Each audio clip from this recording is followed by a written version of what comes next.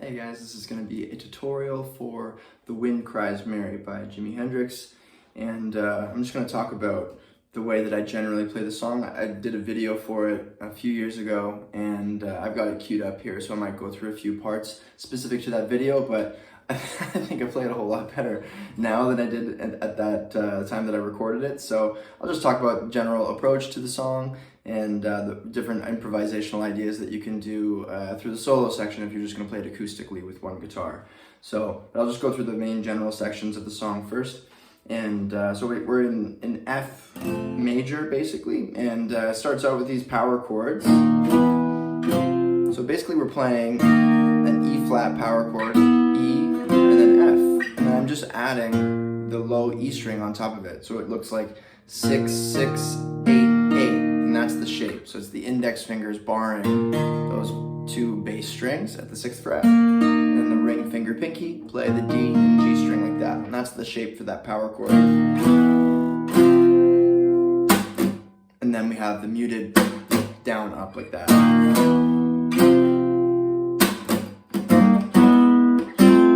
And then he plays, or then I play the, I don't even know what these, like the inversions, kind of the hammer-on inversions of these chords. So we're gonna bar the 8th fret at the A, D, and G string with the index finger, kind of trying to hyperextend that finger to get the coverage there, trying not to let it arch like that, try to get it inverted. And then you're gonna hammer on the ring finger to the A string like that at the 10th fret. And you wanna make sure that you get good clearance over top of those strings underneath.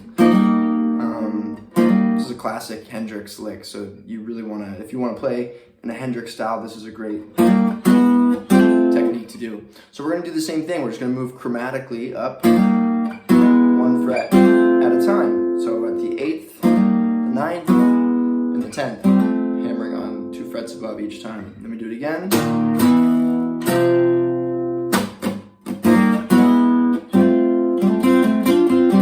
And then I do a little lick. So that's just the A string hammering to the D and G string with the pick, like that. And then back to the A string at the 12th. And then hammering the D string to the 12th fret, finishing with the hammer on the A string at the 12th. So I'll go slow.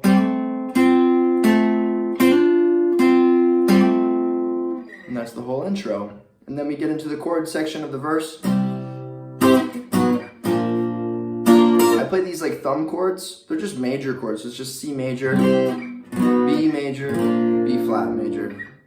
But you could play them like a traditional bar chord, like that. We're basically just playing 8, 10, 10, 9, 8, 8. And then moving that shape down, and then we're gonna go down to F. But I prefer to play them as thumb chords. Here, there's some stuff that you could do here with these. You can just use the pinky to do some cool stuff. You could do that with these. You could do that with the pinky as well. It just doesn't feel as good to me to do it like that. So if you can reach your thumb around, then that's going to be helpful to play in that style, more authentic to the Hendrix style. And then to the F here, it makes most sense to do it here because I'm going to use the open G string. The middle finger is going to come off and hammer onto the G string at the 2nd fret, like that. So it's like an F sus there with the open G string, hammering onto the 2nd fret.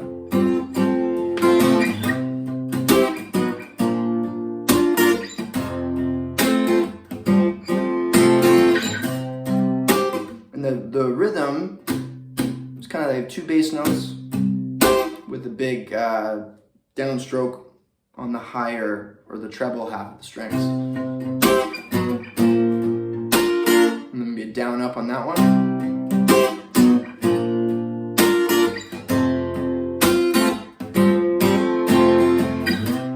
That'd be a good kind of basic. You can see when I go to the F, it's down, down, down, up.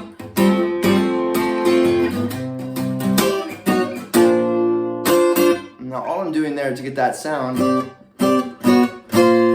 Hendrix-like sound, pinky at the 10th fret. You don't even need the middle finger. You can take the middle finger out of that. That's with the middle finger. That's without the middle finger. So this has two different sounds like that. And then you can also take the pinky. It can hammer on the B string as well. You can see that there.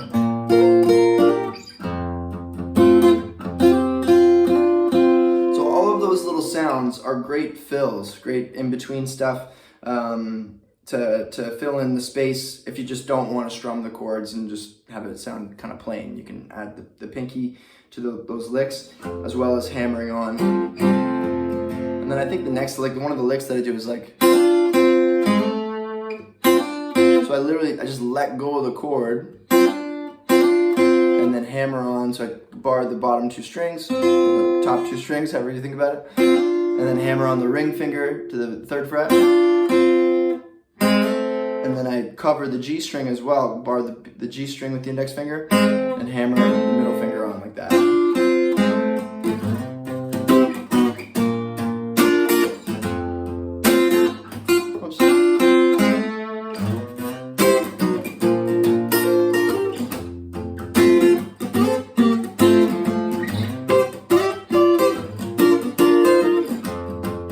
So I'll spend a lot of time just playing this chord progression around and around with different fills, different ideas in between to mix it up, and then I'm going to apply that approach to the solo section as well too. So and so then that's kind of the idea until we get to the footprints dressed in red.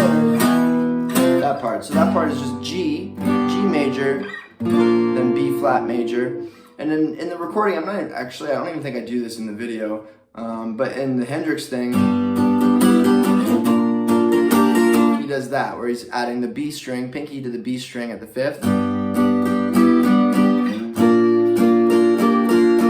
And that's the strumming down, down, up, down, up, down, down, down, up, down, up, down, with that one pinky on the emphasis.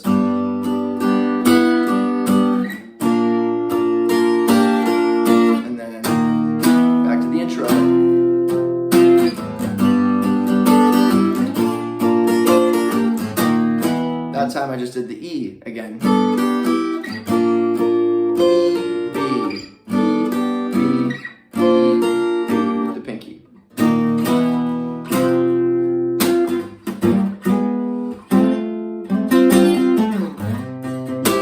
Second verse, it's all going to be the same.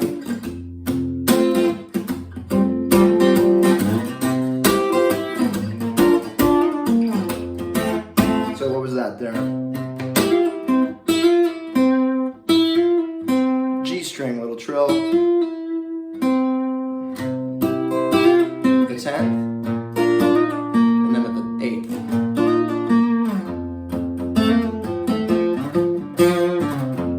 This is a nice little addition you can do when you're on any of these chords. They're all major chords, so all the fills that you're doing on each of these you can do, or sorry, any fill that I do on one of these you can do on each of these, because they're all the same kind of chord. They're all just a major chord. So if I'm playing on the F, I'll do this. I'll kind of slide up, ring finger, A string to the 3rd fret, F, 3rd fret with the A string, slide up to the 5th, and then there we go. The root is on the D string at the 3rd. Really easy licks like that. So I'm just going like, right? So that's the D string 3 to 5, A string 3 to 5, E string 3 to 5, resolve at 1 on the F. So on these,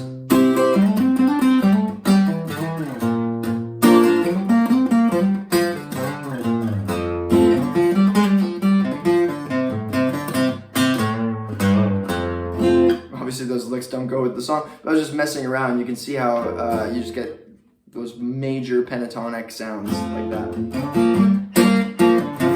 The double stop sound good, just like we did in the beginning on this.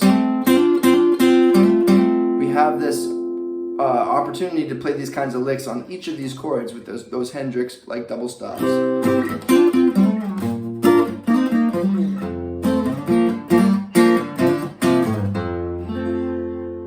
stops, it just means we're playing 2 strings. You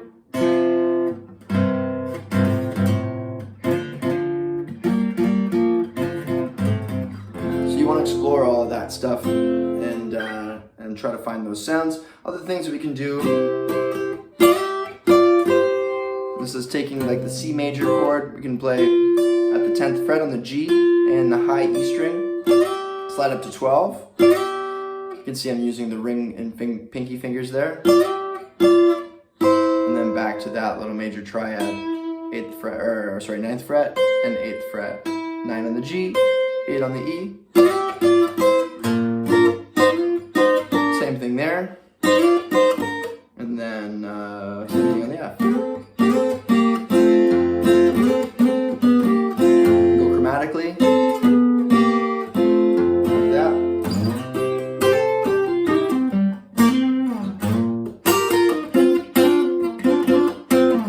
And those are some more little licks that you can do. And again, all of these ideas are things that I would use in the solo. And whenever I play the solo for this song, I'm improvising it. I'm not really, playing anything note for note exactly. It's just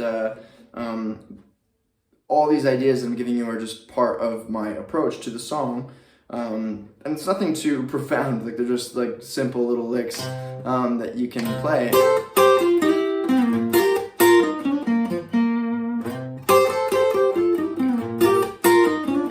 All very kind of the same. There's the same type of idea. So if I'm playing the C, play that with the thumb, bar the double stop there with the index finger at the B string and high E string, and hammer on the ring finger to the 10th fret, and then I'll quick hop the index finger up to the G string, and then hammer on that, or there's that one too, where you reach behind with the index finger, plant the middle finger at the 8th fret, and then hammer the ring finger to the 9th fret. And there's the root note there, the C.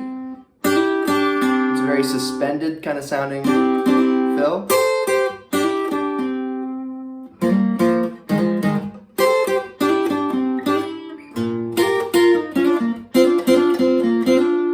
So whether you want that with the blue note,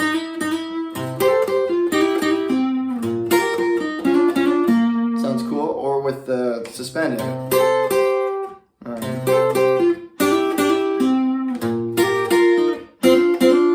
Those all sound really great. So I'll do that. So again, starting with the double stop on the top 2 strings, and then just moving the B string note up another. But I'll do a little slide up and down like that.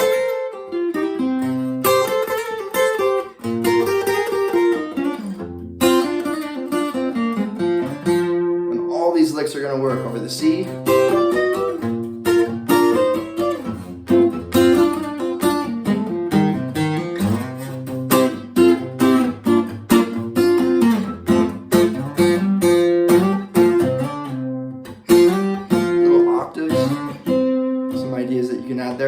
Again, see, it's rooted to this, but you fill it out, maybe play an octave. Again, this is way more than what I did in the video itself, but these are all just the kinds of things that I would explore if I was playing this again. So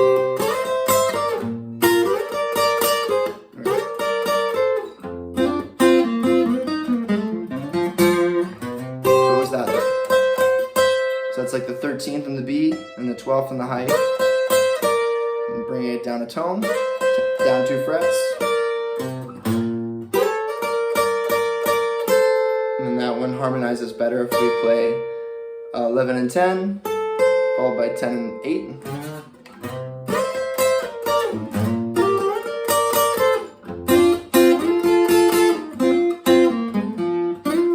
So these chords sound really cool too.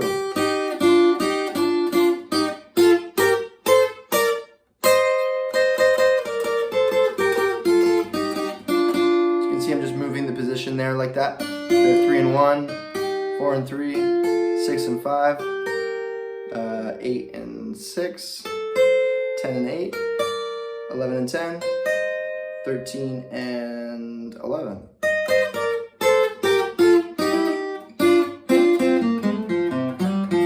those chords sound really awesome.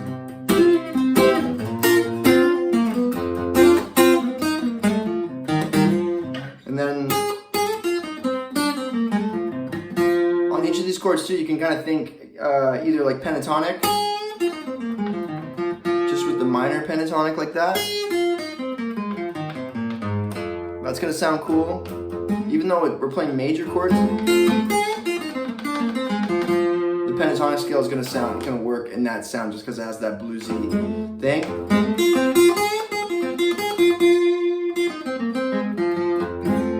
But we can also play mixolydian, which is like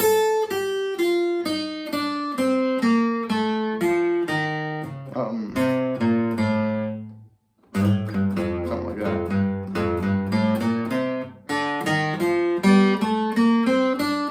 There it is.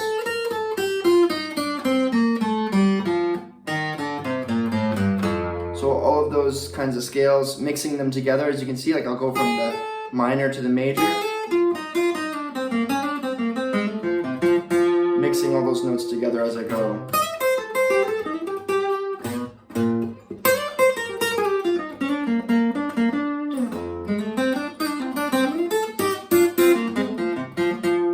All of those things are just blending between the mixolydian mode or the pentatonic.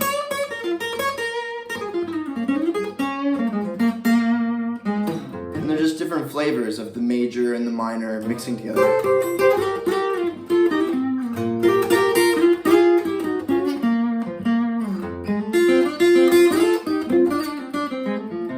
So really fun to mess around with all those sounds, mixing them together. And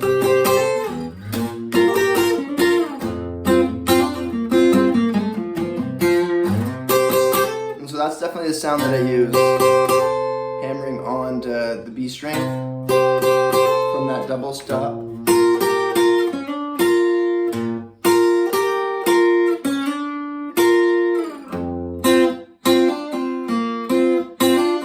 That's a B string hammer.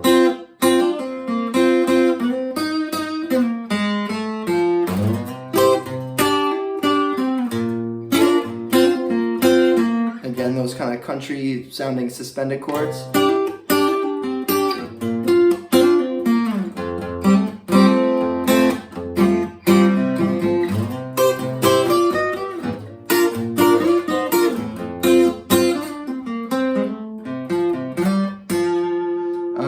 So yeah, that should give you lots of ideas to play with in the solo. And that's kind of what I'd rather you do, is just improvise and play around with these sounds until you learn them and you find ways to make your own Hendrix-like approach to a song like this. Rather than trying to learn a solo note for note, play with these ideas and you'll get comfortable with them, and you'll be able to make a different solo every single time.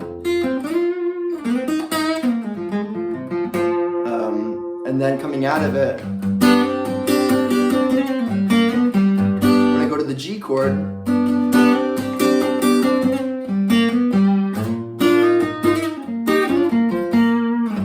so I'm playing the G major, and I'll do the ring finger to the G string 5, and I'll slide up and down, something like that.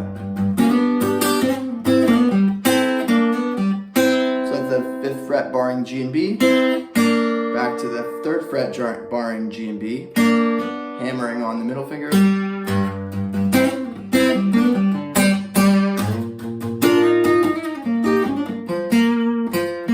that's going, you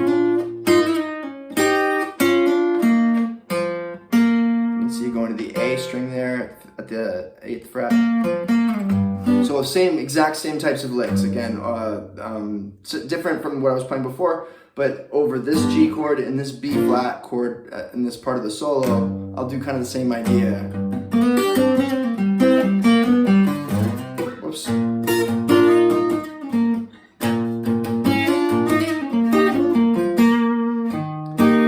And then we go to this E flat.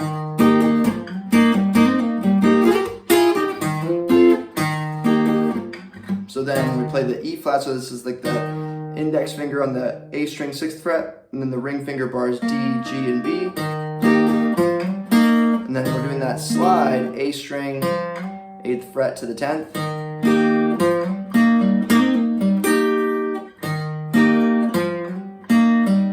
All those double stops. And then the ring finger at the G10, middle finger on the B9, sliding up to 12 and 11. I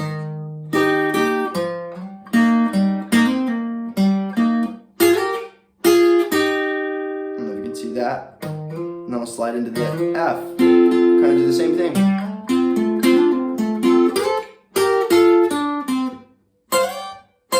And then this is a tough one on the acoustic with the shoulder, but I'm barring the 13th fret on the high E string and B string, sliding up to the 15 with the pinky, which might be kind of tricky. And if you had trouble with that, you can just use 2 fingers. Maybe a little easier than just barring with 1 finger.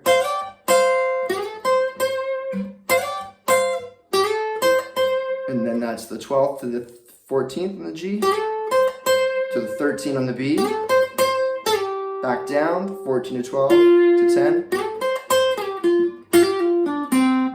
And then we're just going basically down like a D minor pentatonic. So it's like 12, 10, 12, 10, 12, 10, 8. And then we're in position to get back to the chord progression.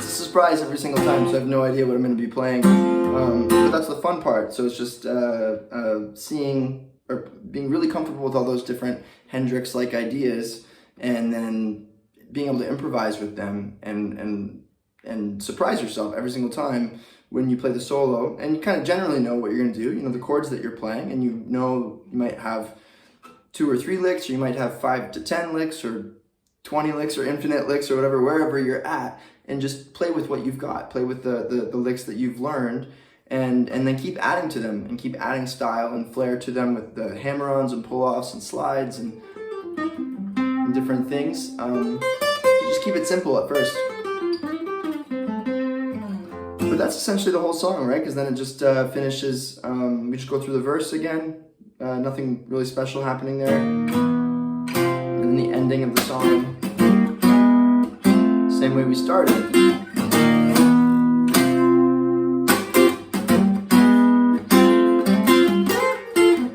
might add that like another little kind of D minor.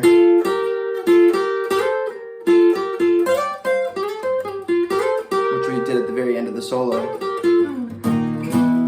And then to finish the last chord, finishing with the F, so that we're not ending in this kind of smaller sounding chords, and end with the big low F, hammering on the G string with the middle finger. So anyway, that's pretty much my approach to The Wind Cries Mary. That gives you a bunch of different ideas, and taking you through the basic parts of the song, and just different things you can think about to improvise over it and have some fun and explore a lot of that stuff. This is like really, I don't know, it's not a country song, but it's like, to me it sounds like Jimi Hendrix playing country. I'm hearing a lot of what he might have heard in country western music, and he's applying it to the blues, and really brilliant stuff. So absolutely genius for sure. So anyway, so if you have some fun with that, enjoy that tutorial, and I will see you next time for another one soon. Take it easy.